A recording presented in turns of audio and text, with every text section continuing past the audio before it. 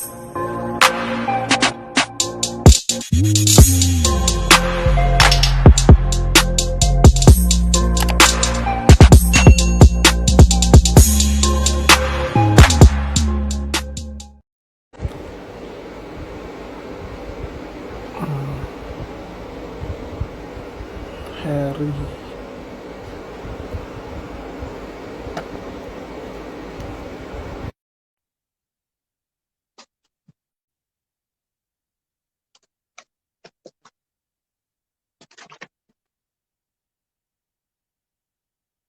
Halo Ryan. Jadi hari ini kita akan bahas soal alusista, sama teman saya bahas soal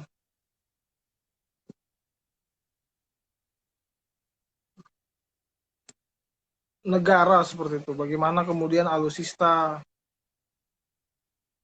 ini bisa berlaku dan bermanfaat. Bang Heri Mandrova sudah hadirkah? Apakah bisa bergabung?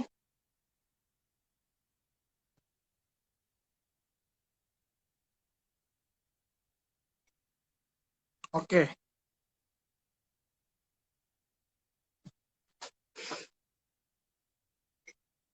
Wow. It is live. Halo Bang. Halo. Wow, ini balik lagi nih bareng aku pengen ngomongin soal ini sih, alutsista. Tapi sebelum kita discuss ke sana, saya ingin sampaikan bahwa kita turut berduka cita atas peristiwa yang terjadi beberapa waktu lalu soal KRI Nanggala 402 seperti itu, dan kita berharap sebetulnya tidak ada lagi hal-hal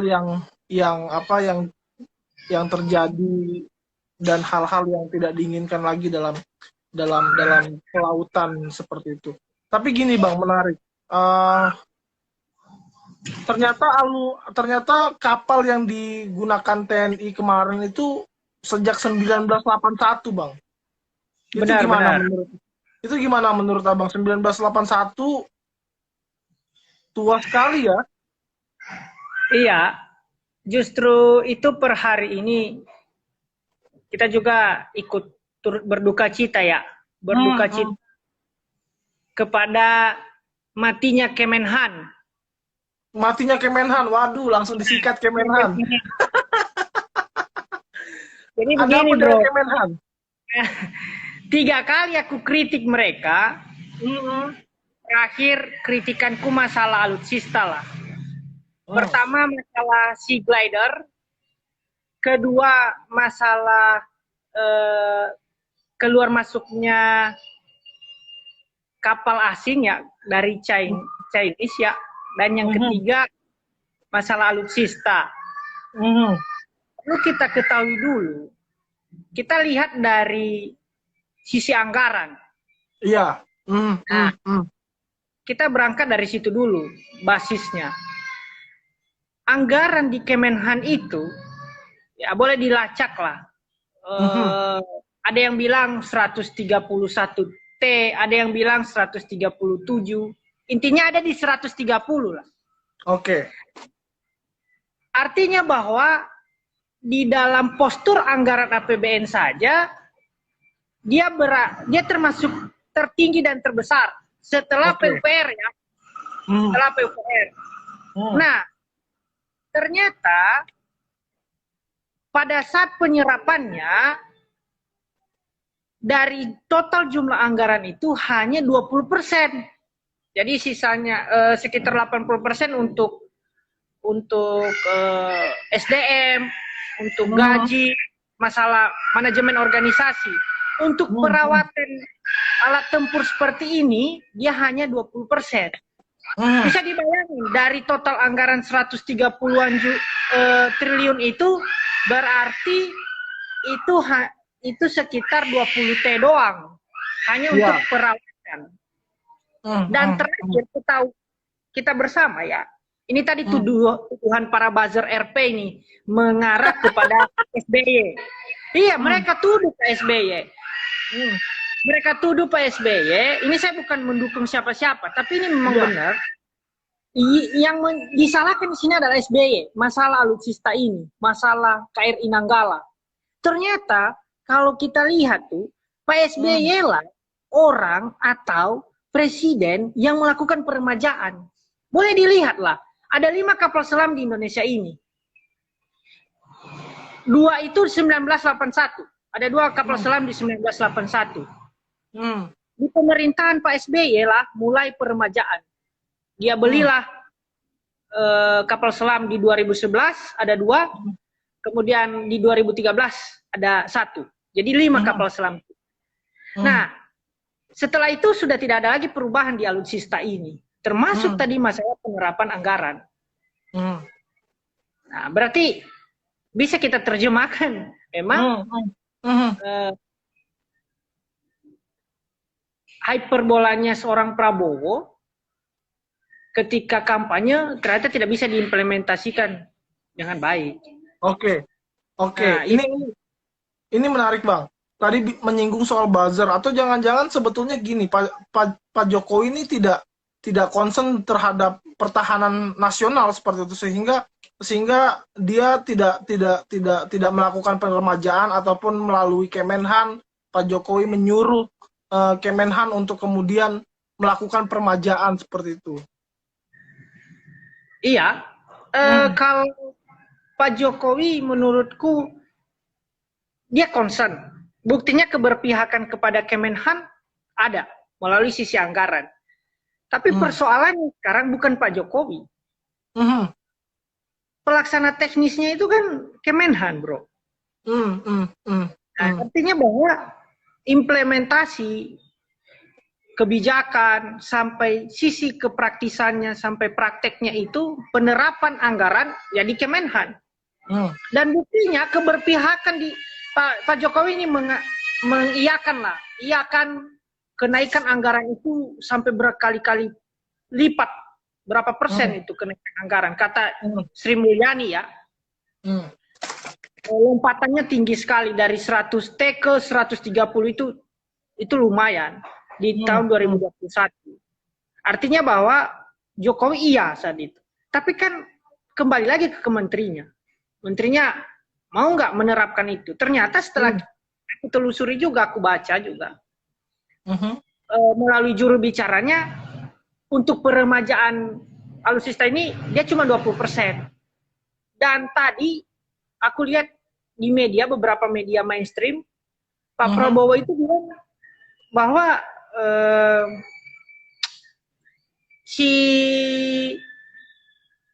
anggaran ini, atau peremajaan ini, tidak dilakukan karena biayanya yang cukup besar. Itu alasan ya. Jadi ngelesnya seperti itu. Nah, gitu, bro. Oke. Ini menarik, tapi kan akhirnya pertanggungjawaban para menteri itu kan harus dipertanggungjawabkan di rapat kabinet misalnya, Bang. Atau jangan-jangan apa nih, Menhan ini asal-asal presentasi kah seperti itu terkait soal Kemenhan seperti itu? Kalau asal presentasi kurasa disiapin ya. Itu tadi yang aku bilang. Begini, bro. Komposisi dalam anggaran Kemenhan itu 80/20. Oke. 80 untuk manajemen organisasinya, 20% untuk pekerjaan alutsistanya. Nah, saranku ke Prabowo saat itu, mulai dari Januari ya, melalui tulisanku di detik.com, aku sampaikan, ini sudah warning, kejadian Sea Glider, kejadian keluar masuknya, dan itu baru yang diliput oleh media ya, yang terekspos, kita tahu peristiwa-peristiwa yang lain. Nah, itu asumsi yang pertama. Asumsi yang kedua sebenarnya, aku melihat gini, justru kejadian KRI Nanggala ini ada serangan. Serangan dari, saya tidak menuduh siapa negaranya, tapi ada praduga bahwa ada serangan terhadap pertahanan lautnya Indonesia. Iya, Karena mereka sudah tahu pertahanan laut Indonesia itu pasti lemah. betul, betul, betul. Nah, lemah itu karena dari posisi anggaran tidak berpihak, dari posisi dari posisi implementasi juga tidak berpihak. Termasuk per hari ini, ya metode perangnya Indonesia itu lebih berorientasi pada perang darat. Jadi aku bukan menuding, matra itu kan ada 3, darat, laut, udara. Laut, ini keberpihakan itu lebih besar ke darat, kurang mereka ke laut, kurang mereka ke udara. Padahal Indonesia ini terus terang secara geopolitik, geostrategis dia lebih banyak lautannya, lebih banyak udaranya, iya. Jadi 70% ini daratan, Bang. Indonesia 70% lautan, sorry. Iya, itu justru. Nah, termasuk nanti evaluasi kepada Kemenhan. Baiknya Kemenhan itu, ini dari dulu ku tengok, kulihat ya, analisa. Menhan itu selalu berasal dari matra Angkatan Darat. Coba dari Angkatan Laut. Coba dari Angkatan Darat.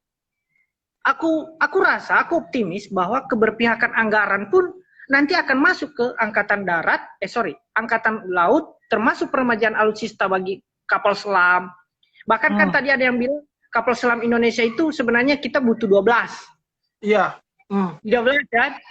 Udah dihitung-hitung tuh 12, minimal 12 untuk bisa melindungi lautan Indonesia. Seperti itu sih. Oke, ini menarik, Bang. Tapi kayaknya Kemenhan ini dari kemarin soal Laut Natuna misalnya, kita nggak punya peralatan yang mumpuni untuk mengusir negara lain di Laut Natuna. Gimana nih Kemenhan? Apakah kemudian ini menjadi tamparan keras buat Kemenhan untuk evaluasi secara birokrasi seperti itu? Iya, jelas lah. Karena begini ya, saya lihat ada keterkaitan, ini secara politis saya menurut. Iya. Kan orang, mohon maaf, Partai Gerindra. Dulu juga sebelum itu, sebelum Kementerian Kelautan dan Perikanan orang Gerindra. Seharusnya harus punya match, ya, punya kesamaan visi. Ternyata tidak mampu dielaborasi oleh partai ini. Nah, ini harus evaluasi. Ya mumpung belum reshuffle, ya Jokowi harus lihat ini. Apalagi saya mengkritik keras bahwa per hari ini ambisinya Presiden Jokowi mengenai poros maritim dunia itu tidak diimplementasikan. Bagaimana menjadi poros maritim dunia? Kapal selamnya kita aja ada 5. Dianya udah usang 1981, ya berarti ada 40 tahun lebih. Hanya 3 yang baru, dan itu pun yang terakhir itu 2013. Berarti harus ada peremajaan. Nah, kembali ke konteks tadi itu, evaluasi terhadap Kemenhan dan kementerian terkait sudah harus. Ini momentum reshuffle ini ya harus dipakai Pak Jokowi. Agar tantangan di bidang pertahanan dan keamanan, terutama di laut dan udara ini juga bisa di-cover. Gitu. Jangan sampai Oke, ini menarik, Pak. Tapi momentum reshuffle ini kemudian apakah Pak Prabowo kemudian akan di reshuffle? Seberani itukah kemudian Pak Jokowi akan mereshuffle Pak Prabowo? Katanya dalam budaya politiknya Indonesia, ketua umum partai itu jarang di reshuffle. Nah, itu dia. Nah, ini persoalan, masalah politik lagi. Tapi kalau Jokowi punya komitmen, ya khususnya dalam mewujudkan poros maritim dunia, dia harus mengambil sikap tegas. Itu. Nah, bisa nggak? Tapi bisa nggak menurut Abang sebagai pengamat? Ya harus bisa. Harus bisa. Karena dia presiden, dia ngambil kebijakan. Saatnya sekarang. Karena gini, kembali ke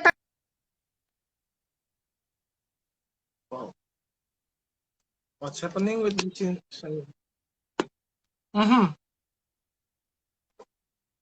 Visinya Pak Presiden ini ke arah poros maritim dunia harus segera dia wujudkan kalau ingin meninggalkan legacy bangsa ini.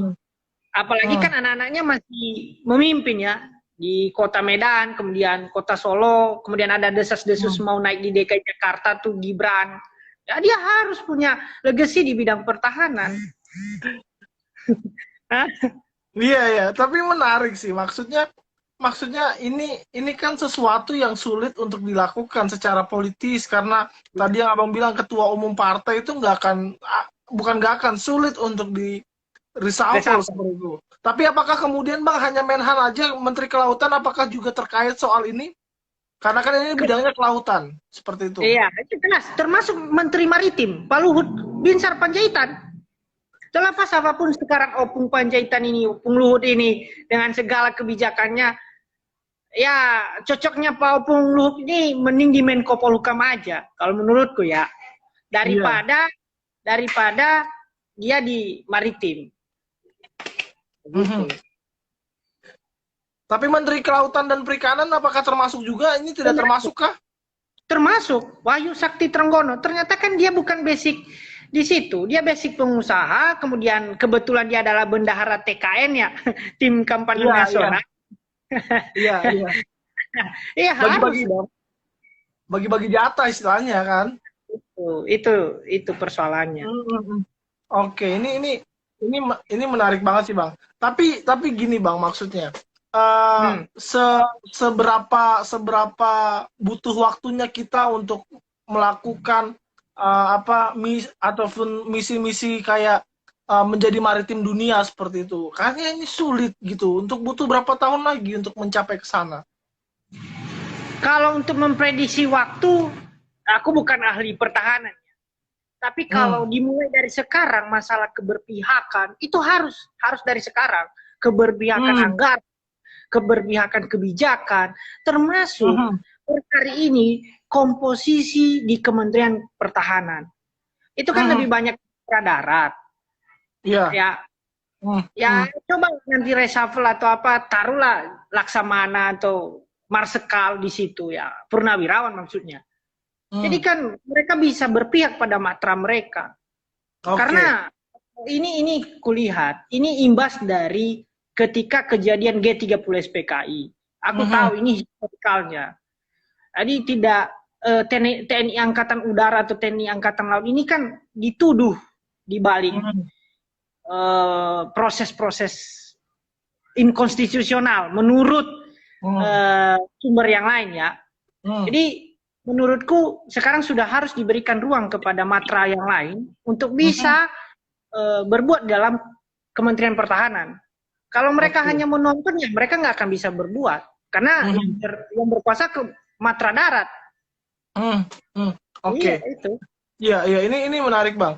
Tapi apa yang perlu diinin? Apa yang perlu kan tadi bicara soal anggaran, ada masalah soal gaji, tunjangan pokok, apa segala macam. Apakah itu perlu dikurangi lalu kemudian dialihkan ke alutsista angkatan laut seperti itu? Iya boleh. Kalau aku gini melihatnya, tantangan dia di pertahanan itu banyak ya. Ada terorisme termasuk, kemudian ada transnational crime, kemudian ada cyber war, proxy war. Kan sekarang pun tantangan itu adalah bencana alam, iklim yang begitu fluktuatif. Ini harus di cover oleh menteri selanjutnya. Jadi Menteri Pertahanan bahkan mungkin nanti ya masih dipercaya Pak Prabowo ini, dia harus dengar ini. Segmen-segmen dalam pertahanan ini dia harus elaborasi, termasuk keberpihakan terhadap memaksimalkan alutsista. Alutsista ini tidak hanya berbicara masalah fisik, tetapi mungkin digitalisasinya, itu termasuk perang-perang digital, perang-perang proxy. Ya kan, proxy ini kan juga menakutkan kalau tidak bisa dihandle dengan baik. Oke. Bang, 137 triliun itu apakah cukup untuk menghandle semuanya, dalam arti kan tadi ada terorisme, ada radikalisme, ada yang lain, dan termasuk soal kelautan ini, apakah cukup 137 triliun menurut abang? Kalau menurutku tidak cukup. Tidak cukup? Tidak cukup. Karena kapal selam aja tadi 5T ya, dua kapal selam katanya membutuhkan 4% dari anggaran Kementerian Pertahanan. Berarti nggak cukup untuk 137 triliun cukup. seperti itu. Tidak cukup. Kira-kira anggaran yang cukup menurut Abang sebagai pengamat untuk kemudian bicara soal peremajaan ini berapa kira-kira? Kali aja ya, 12 kali 5 5. aja. Nah, itu untuk Udah hanya kapal 60. selam ya. Oh my god. Nah, Berarti itu untuk gede kapal banget. selam 50 T sekian lah, 60 70 T. Wow, Apalagi itu gede banget. berbicara mengenai eh, kapal perang, kapal induk, dan lain sebagainya. Kemudian masalah proxy war, Hmm. cybercrime, ya itu macam-macam lah. Tapi Jadi, kalau gitu, kalau anggarannya memang tidak cukup, semua menteri nggak akan bisa dong Bang untuk menghandle itu. nah, benar. Makanya sekarang Pak Prabowo ini harus mampu memposisikan skala prioritas di Kementerian Oke. Pertahanan. Ya, skala prioritas ini alutsista ini sudah menjadi urgensi ya. Dari kemarin aku sudah ingatkan mereka di beberapa media mainstream. Masalah Sea Glider, itu sekali lagi aku ingatkan. Penemuan Sea Glider dan keluar masuknya kapal asing kan itu udah jadi persoalan.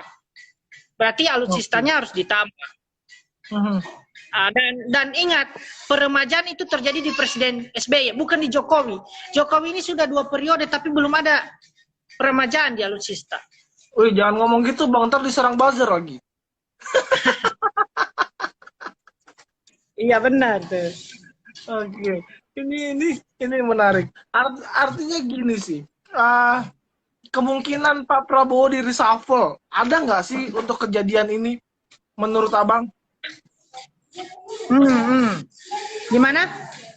Kemungkinan Pak Prabowo di reshuffle setelah peristiwa ini? Kan udah aku bilang tadi, udah aku bilang tadi bahwasannya ketua umum partai politik itu kan jarang. Tapi ini perbaikan kepada Pak Prabowo. Saat itu kan, dan mungkin para pengamat pertahanan dan militer nasional lainnya kan menyarankan alutsista ini sudah harus diremajakan. Dengar lah, jangan banyak ngelesnya. Dia ngeles kulihat. Dia bilang besar biayanya lah, aku bilang dan lain sebagainya. Kalau nggak dimulai dari satu, jangan kan itu ada 2 kan, yang 1981 ada 1981 2 kapal selam yang belum diremajakan, itu diganti minimal 1 gitu. Udah mulai dari tahun ini. Oke, ini menarik sih Bang, bicara soal alutsista. Gimana dengan Komisi DPR nih, DPR Komisi 1 nih, bicara soal anggaran dan pertahanan nih. Melihat ini, apakah kemudian ini menjadi tamparan juga buat DPR Komisi 1? Nah, kalau kata si Bang Effendi Simbolon kan anggota DPR sekarang ini cuman gayanya gaya birokrat. Jadi absensi doang. Oke, absensi doang. Tidak menyuarakan suara rakyat. Gitu. Oke. Iya, agak aneh soalnya kapal selam mati lampu tuh agak aneh. Karena Nah, itu.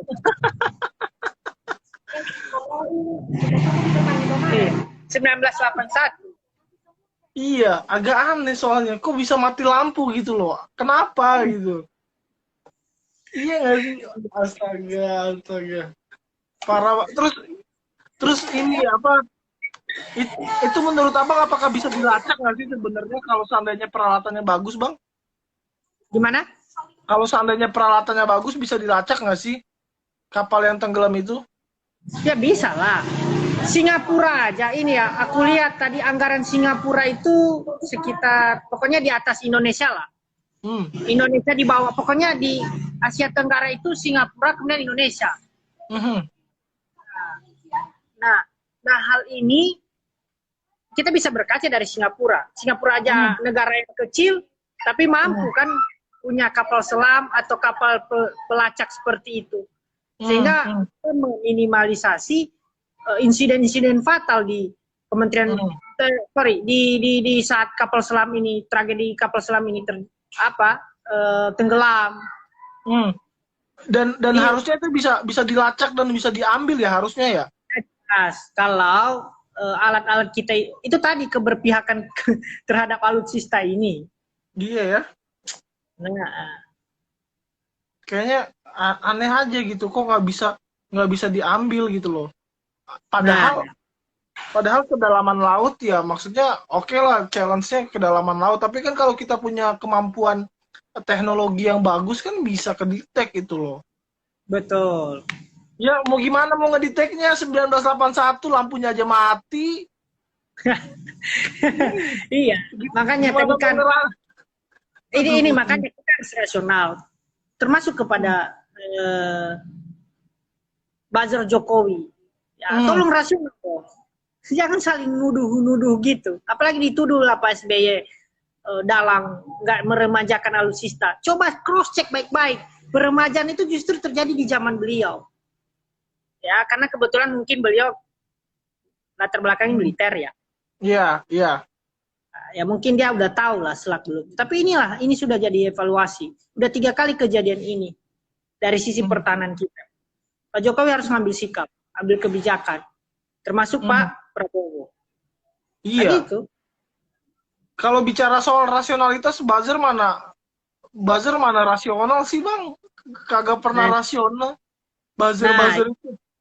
nah, makanya kalau buzzer mau berdebat, ayo kita berdebat, tapi basis data, basis argumentasi yang kuat.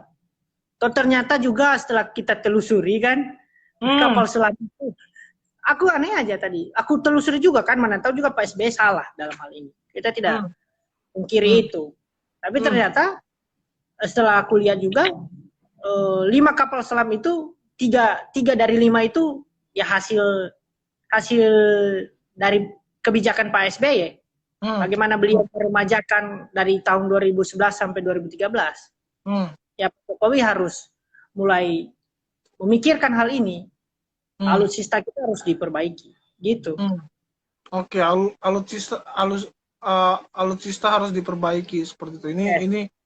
ini ini menarik bang. Eh, Lalu kemudian selain selain selain apa selain alutsista yang perlu diperbaiki, apalagi yang diperbaiki dalam sisi Kemenhan nih? Kan karena tadi abang bilang matinya Kemenhan seperti itu. Kayaknya Ya, matinya Kemenhan berarti harus ada yang diperbaiki dalam tubuh Kementerian Pertahanan sendiri. Apakah ini kementerian yang seksi seperti itu? ya jelas ya. Hmm, Masalah pertahanan ini kan udah aku bilang tadi.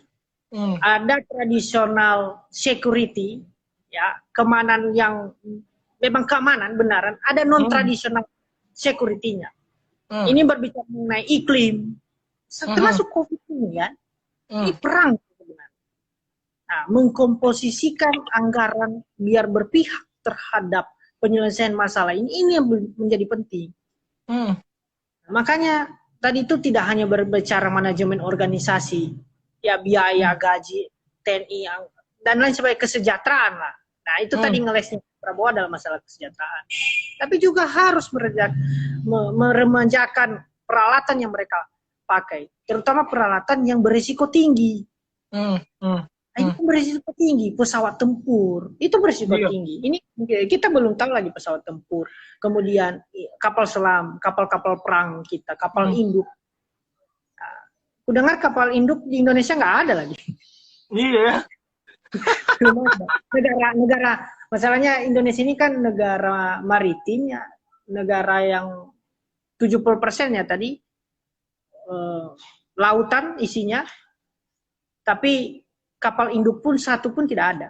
Kapal selam cuma 5, itu pun yang 2 busuk, Hmm. yang 3 baru. Oke. Gitu. Oke, ini apakah kemudian Menhan ini kurang tegas, Bang, dalam mengatur keuangan anggaran atau ada political interest di dalam tubuh Kemenhan sendiri karena ternyata yang jadi Menhan ini adalah pesaingnya Pak Jokowi seperti itu, apakah orang-orang iri terus ada political interest di dalamnya atau gimana nih?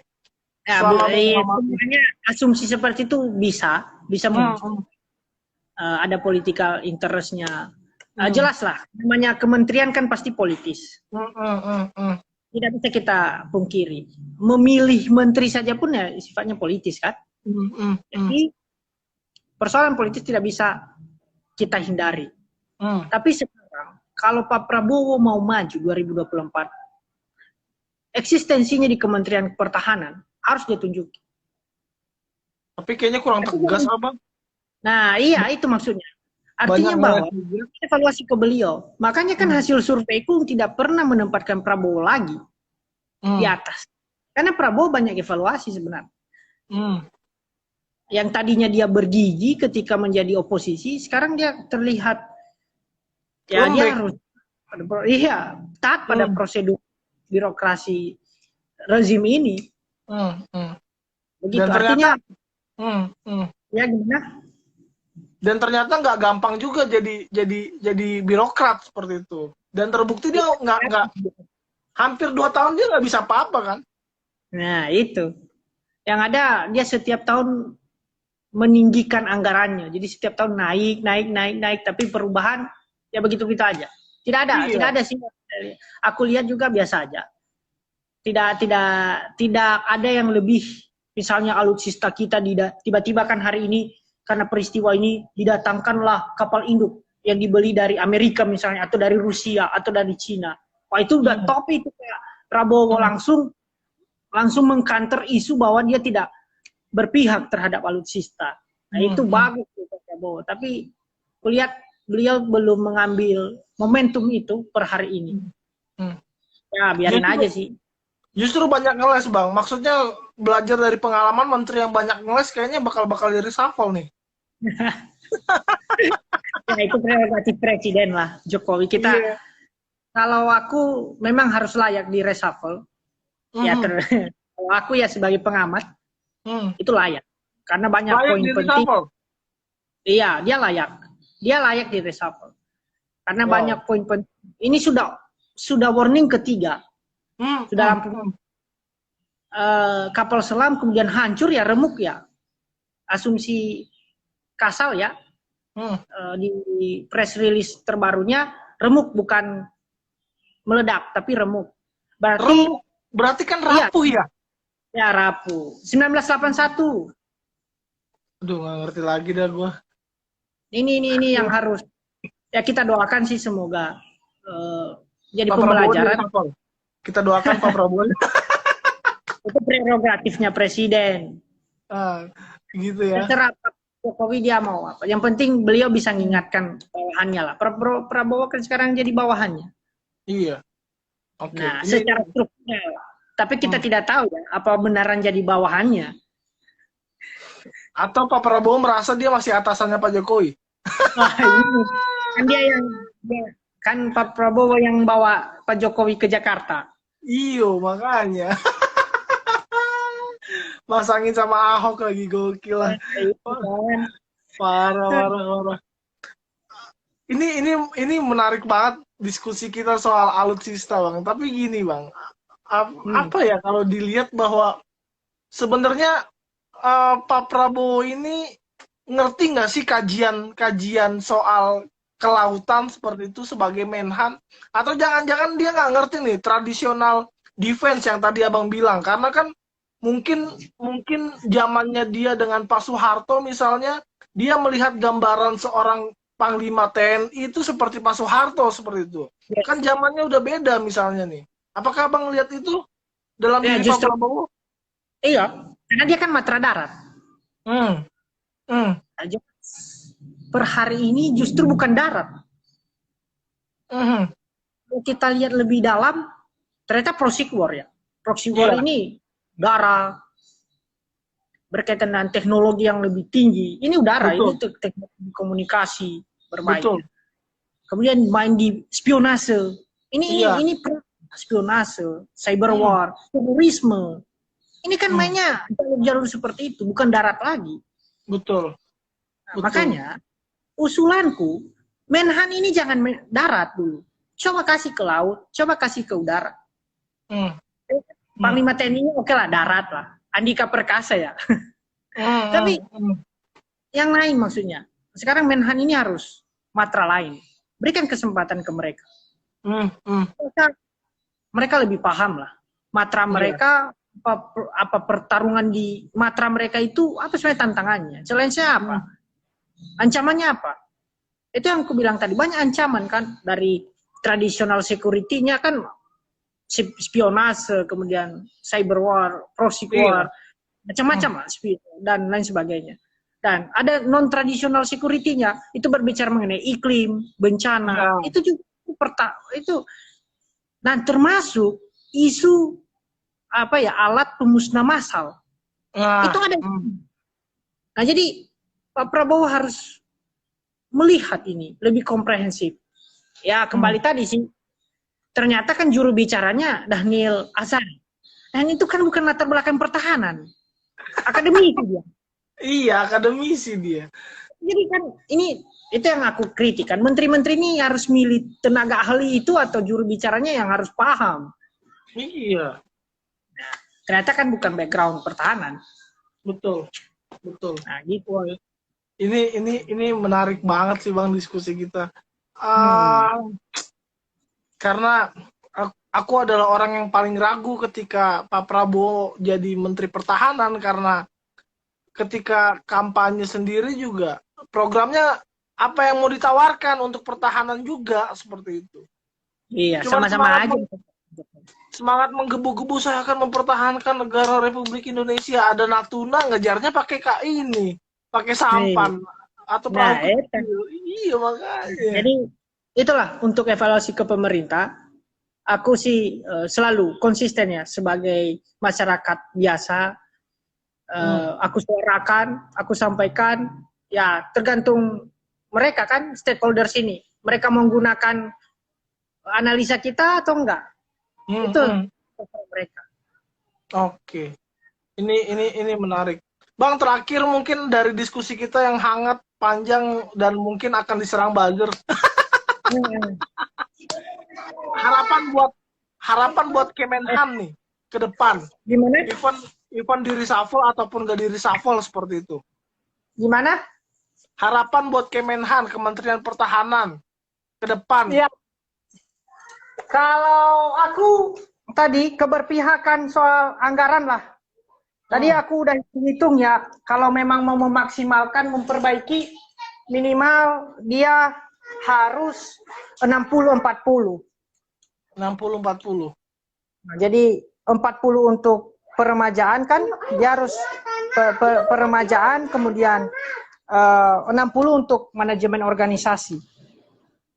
Silakan aja dikalkulasi. Ini menarik.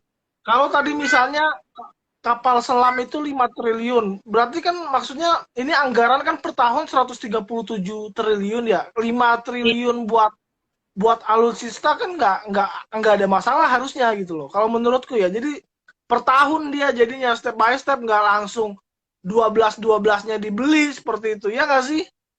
Benar. Bisa juga polanya seperti itu.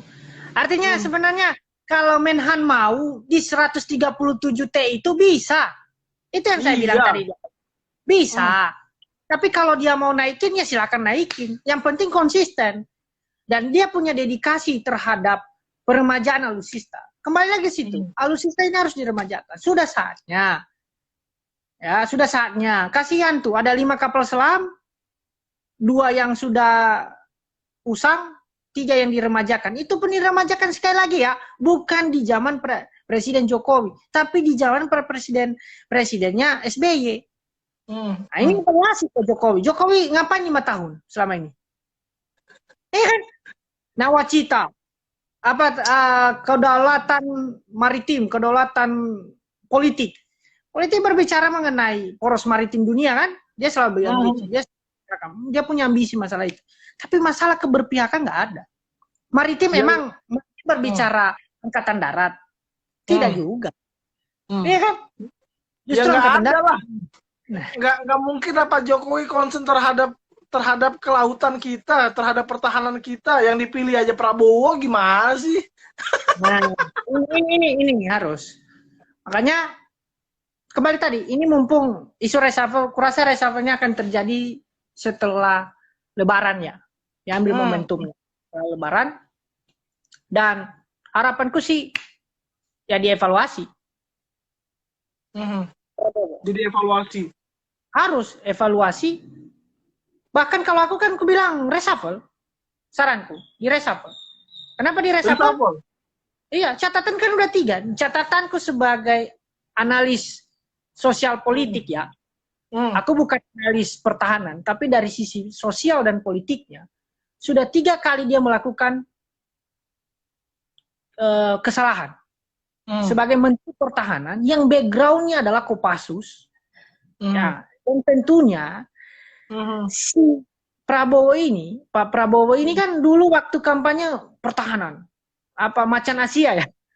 Iya, Macan Asia. Nah, nama jadi Macan Asia. Yang sekarang jadi juara Macan Kemayoran. Iya kan? Iya, itu kan. Yang jadi Macan yang jadi juara sekarang Macan Kemayoran. Jadi beliau harus evaluasi diri lah. Ambisi menjadi presiden, kalau dia terus-menerus begitu, ya nggak ada perubahan, sama saja dengan Pak Jokowi. Hati-hati, ada tokoh alternatif yang nantinya akan mampu melejit, ya. Beberapa survei Pak Prabowo ini agak berkurang, dia udah turun dia. Iya. Nah, udah karena peristiwa itu. Iya, peristiwa di kementeriannya, termasuk anak buahnya kan, yang dia sayang dulu, yang jadi ring satunya terlibat dalam beberapa kasus, ya, termasuk kasus korupsi kemarin. Iya. Korupsi ini lobster. Yes, itu kan anak buahnya. Anak kesayangan, tangan kanan, gimana sih itu? Nah, itu kan makanya aku bilang mau jadi presiden harus tinggalkan legacy. Ya, kalau nggak tinggalkan legacy, ada tokoh alternatif. Hati-hati, aku sudah warning. Ya, per Februari kemarin aku udah lakukan survei dan tokoh alternatif itu muncul. Hati-hati. Nah, itu. Oke, tokoh alternatif untuk pengganti Pak Prabowo di Menhan atau tokoh alternatif calon presiden 2024? Oh, 2024. Kan Pak Prabowo sudah, Gerindra selalu bilang kan, dia mau ngusung kembali Pak Prabowo. Oke, berarti fiksi itu, nggak bisa di lah. Iya, mau Sandiaga Uno, mau siapa, Sufmi Dasko, siapa lagi calon-calonnya, Ahmad Riza Patria, siapa ring satunya mereka. Kembali ke Pak Prabowo. Nah, persoalannya sekarang kalau mau jadi presiden, legasinya modelnya seperti ini kan nggak akan terpilih lagi dia. Oh iyalah. Nah, ini bro, jadi kalau mau memang concern, ya, memang ingin membuktikan layak menjadi presiden, saatnya momentumnya sekarang kan. Pak Prabowo udah masuk pemerintahnya, buat gebrakan. Kalau evaluasi terus setiap periode, ya dia nggak layak jadi presiden. Makanya kan tadi tokoh alternatif muncul. Betul. Nah, persoalan reshuffle kabinet, terutama posisi Menteri Pertahanan, sekali lagi, itu kembali ke prerogatif presiden. Tapi saranku sebagai analisis sosial politik, ya sudah harus reshuffle. Harus di reshuffle. Kemungkinan berapa persen dia di reshuffle, Bang, menurut Abang sebagai pengamat sosial politik? Kecil. Kan saya sudah bilang. Kecil. Tapi kemungkinan kecil ini ya harus dibuat. Kalau Pak Jokowi memang berpihak pada perubahan, termasuk meninggalkan legacy pada pertahanan. Siapa yang layak jadi Menteri Pertahanan? Ya banyak putra terbaik bangsa kok. Aku rasa yang terpenting Agus Yudhoyono. Pak Mas Agus, kurasa lebih tepat menjadi oposisi ya. Check and balance-nya biar proporsional lah. Per hari ini aja cuma 2 tokoh oposisi, partai oposisi cuma 2 ya. Tidak maksimal. Apalagi kalau Demokrat masuk ke pemerintahan, itu sangat disayangkan nanti. Kita nggak sehat lagi demokrasinya. Mas Agus mending konsisten, saranku, nggak usah lirik kanan, lirik kiri masuk ke pemerintahan. Setelah ini mungkin, misalnya, kalau beliau tidak dipercayakan oleh ada peluangnya kecil ya, intinya ya masuk pemerintahan tidak masalah, tidak jadi persoalan. Sekarang buktikan konsisten pada posisi sebagai partai yang di luar dari pemerintah. Oke, ini menarik. Wow, kita udah diskusi 40 menit, panjang banget ini tentang Kemenhan dan matinya Kemenhan. Bang, thank you. Thank you udah ngobrol banyak hal soal ini dan berharap nanti orang-orang bisa aware, bisa kritis dalam melihat satu kesatuan kebijakan yang diambil oleh menteri dan para buzzer khususnya kayak begitu. Ya udahlah ya, nggak usah terlalu dipikirin lah, buzzer emang kayak gitu sih. Nah, itu yang aku bilang, buzzer ini, sekali lagi ya, aku pesanin ke mereka, dimanapun mereka berada, kritiknya basis data. Dan jangan hoax. Iya. Buzzer ini hoax ya? Iya. Kebanyakan mereka hoax yang mereka antar. Ternyata setelah kita telusuri, ya karena kita analis sosial politik kan, kita telusuri datanya. By data kan, aku berbicara soal by data. Kemudian aku berbicara mengenai basis argumentasinya. Yang jelas lah. Jadi kalau misalnya mereka berbicara menuding secara tendensius ya itu sudah berbahaya, nggak sehat lagi. Artinya bahwa ini evaluasi juga ke semuanya. Seperti itu ya bro. Sip. Yo, Bang, thank you ya. Sip. Oke, sama-sama. Lanjut. Oke.